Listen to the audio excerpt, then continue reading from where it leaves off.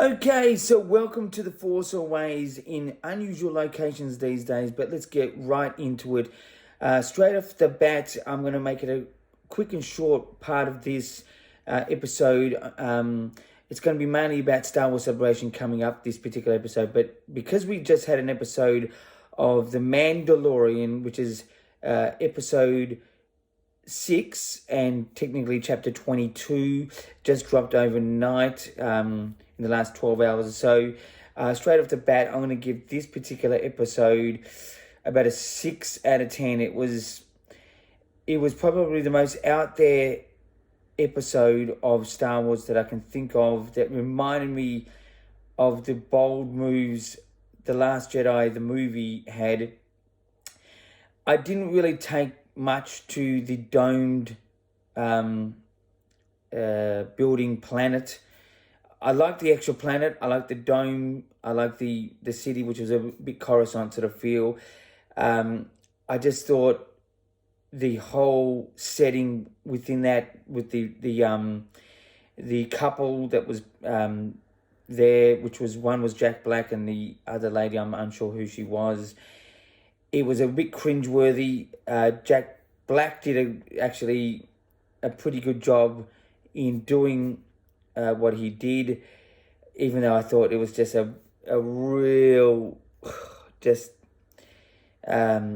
too out there thing for Star Wars. I thought Christopher Lloyd did a really good job in trying to be other than what we know him from, which is Back to the Future. It was good. It was still, a little bit cringeworthy, that one.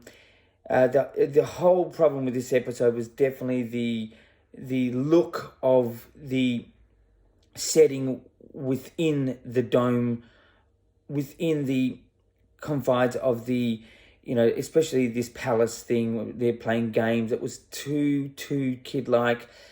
It was a bold move. I like the originality. I think Star Wars doesn't really work when it's too clean. That was part of the problem with that particular planet. I thought the episode was entertaining. I thought the whole battle sequence, and sorry, I should have said there is spoilers in this. The whole sort of sequence at the end where Bo-Katan challenges the other guy, and then obviously the Mandalorian then gives up the dark saber to him with an explanation. It does make sense, but it was just, I don't know, it's just a bit loose. It was a bit like, let's find a reason. There's just nothing that was substantial about it. I had more issues with this particular episode than previous. It was okay. 6.5 out of 10. There's apparently a couple of episodes to this season left. I'm still interested. It's still, there's something about it I did enjoy, but there's just a lot I thought was cringeworthy within this episode. But anyway, that's my sort of thing on The Mandalorian, episode 6 of season 3. Check that one out. It's on Disney Plus. But let's get into Star Wars Celebration. Now, I've been to a couple of Star Wars celebrations. I've been to the one that was in Orlando, which is by far the best one. At that point, you had to do some hardcore things to survive. My goodness. I lined up for 19 hours just to get into the 40th anniversary special, which was the opening big panel. From memory, I think it was the Friday. It had everything. It had John Williams. It had Kathleen Kennedy. It had all the stars. Harrison Ford, George Lucas. Everyone was there. It was mind-blowing. It was fantastic. Then we had The Last Jedi. At that point, everyone was really excited. You had to line up the next day again for 19 hours. So I did 19 hours, watched the panel, did a couple of things, went in a line, 19 hours. Believe me. So the next day, the 19-hour wait again. I was absolutely exhausted, sleeping on a floor. Even though it was in Orlando, it was inside a really air-conditioned hall area, and I was at one point shaking. I was that cold in a warm particular area of America, Orlando. The one highlight I remember is Rian Johnson coming in the middle of the night, signing every single thing, hanging with the fans for hours. To me, that was amazing. At that point, Rian Johnson didn't have the hatred. The fans were just united, excited for this sort of seeing the trailer. It was the Last Jedi panel that you waited for in this second day of 19 hours. Even though it was streamed at the same time, if you're a hardcore Star Wars fan, you want to be amongst the best. So that's why we did it again, and that's how hardcore we are.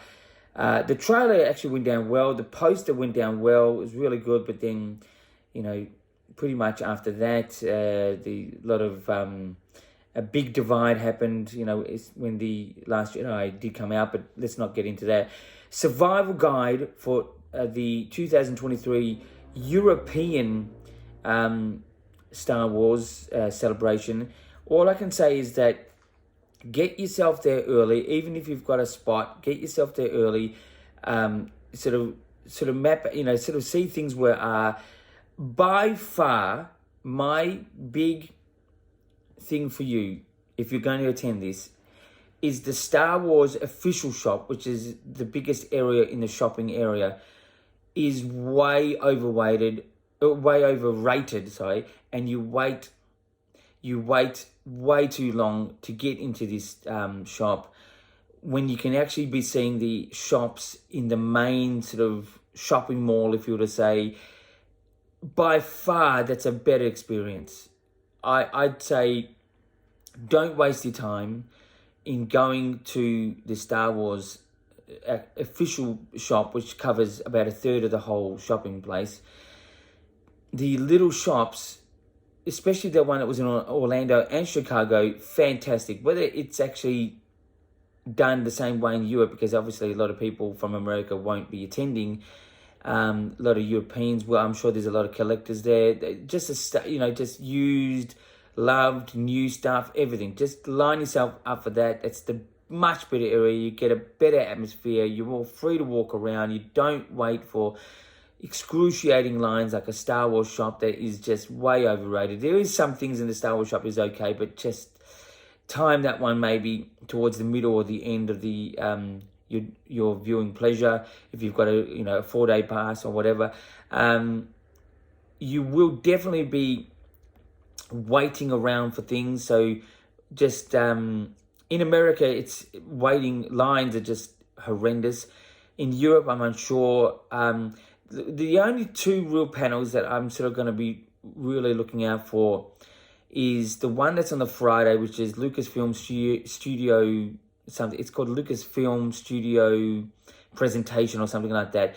That is the one that will have probably maybe a trailer, maybe a poster, maybe a cemented thought of what's happening with Star Wars in the years to come. Wishingly, it's going to be about a movie or movies. In my opinion, once again, I'll just say quickly, I think we should have one in 2027, which will mark the 50th anniversary for Star Wars. And if you do episode 10, that means episode 10 in the 50th anniversary would be absolutely amazing. And if we can really cement, really have everyone understand that it's going to happen by really laying out the schedule. Just saying to the fans, this is going to start then, that's going to start. Like, for example, post-production, production, where it's going to be filmed. Even if there's a name, maybe not the name, maybe just episode 10 at least. And just really have the fans get to know that this is for real.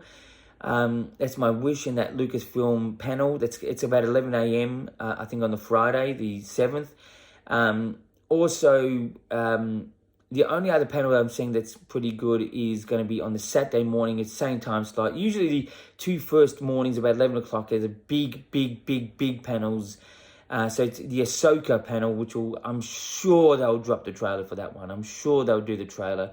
And that's what I'm really excited for, to see what that looks like. I'm not holding big expectations for the Ahsoka thing. I do like Ahsoka. I think, I enjoy Star Wars at its worst, Star Wars at its best.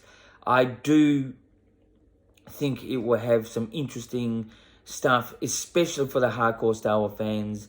You know, the ones that really watch Clone Wars, the ones that really watch every single piece of item, like me. Even I don't like everything that Star Wars puts out in a massive way. I still, majority of it, I just am enthralled with. I think it's really good. But those two particular panels, just if you've got a ticket, you know, don't waste that ticket. See it, watch it. It'd be great. Also, the other panels, the panel that would be interesting would be the Hayden Christensen one. He's got a panel. Ian McDermott, you know, that's always a one to see. Anthony Daniels, very entertaining panels. They're just more informative, more fun type panels. The news breaking ones, the ones I've just said, the Ahsoka one and the Lucasfilm Studio presentation, whatever that is called, I can't remember. Definitely take yourself to this shopping mall of Star Wars. It's amazing. It's really good. If there's exclusives to particular toy lines like Hasbro maybe or Funko, I highly recommend you get in that line and just wait in that line to get that exclusive. Even if there's a couple of items that, let's say there's about 5 or 6 figures that you could possibly get, but most of the good ones were sold and there's only 1 or 2 of the ones you didn't really like, I highly suggest getting those because the value of those would still be very high. They are limited release. I personally would go to Hasbro, but the Funko line was really horrendous. Like, you need to line up a long time and you need to get what you want there and then, and that's it. So maybe look at Funko if you want to really get something Funko, if they've got a particular exclusive. You know, enjoy the photo experience is great. You just got to really think quickly and know how you want to look in the photo, and because it's like it's a flash in photo, out, that's it. They won't give you much time to chat. They will push you out the door, not in a bad way, but they, you know, there's a lot of fans that want photos. You know, having one with Ian McDermott, I've done that. It was great. Hayden Christensen, that's great.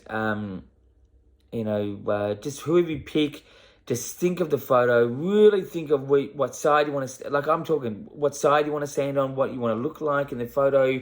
You just want to get yourself organized and just be really quick. Say hi, how you going, la la la, photo, you're out the door. Same with the autograph. Autograph is to probably a little bit slower in, you know, the artist who you're getting an autograph from, they'll take their time a bit more, but still they want you to move, you know, with a bit of pace, because a lot of autographs get sold and done. I highly recommend getting it done. Try and bring something that is autographable. Know where you want the autograph. It's good. They still have pictures there you can autograph, which is good. You can get those signed. I got a number of those ones signed, you know, whether it was the late Peter Mayhew, Chewbacca. Yeah, so anyway, it's an event that you've got to just think in advance, and you also got to just have a lot of endurance in waiting. But the enjoyable parts are definitely being in the panels, the main big panels, and definitely the shopping area of Star Wars. Not the Star Wars shop, but the main shopping mall area. If they have that, I'm sure they will have a version of that. The ones in Chicago, the ones in Orlando was amazing. Anyway, if you have any questions about this, please let me know. That'd be great. I can try and answer whatever you can. But it's this weekend, so we should be getting some interesting, hopefully cemented news from Star Wars. But until next time, my friends, keep rocking.